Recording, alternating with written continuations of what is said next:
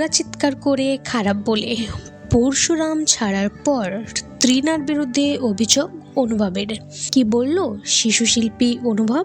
সম্প্রতি কয়েকদিন আগে সেটে মানসিক অত্যাচারের শিকার হয়ে পরশুরাম আজকের নায়ক ধারাবাহিক থেকে বিদায় নিয়েছে লাড্ডু অর্থাৎ শিশুশিল্পী অনুভব বিশ্বাস। মানসিক নির্যাতন আর সহ্য করতে না পেরে আর এই ঘটনায় নিযুক্ত পরশুরাম ধারাবাহিকের নায়িকা তৃণা সাহা। খুদে অভিনেতার অভিযোগ, বারবার বারণ করার সত্ত্বেও তাকে টার্গেট করা বন্ধ করা হয়নি। এতে মানসিক নির্যাতনের শিকার হতে হতে বাধ্য হয়ে ধারাবাহিকটি ছেড়ে দিয়েছে লাড্ডু অর্থাৎ শিশুশিল্পী অনুভব বিশ্বাস।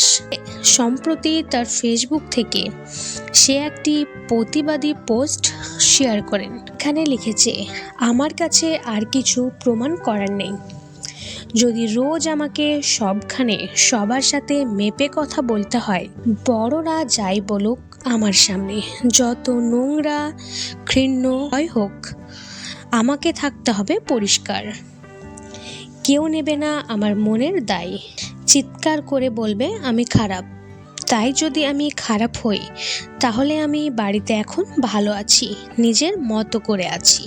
তো অনুভবের এই পোস্টটি আসলে তৃণার বিরুদ্ধে সেটি বোঝাই যাচ্ছে।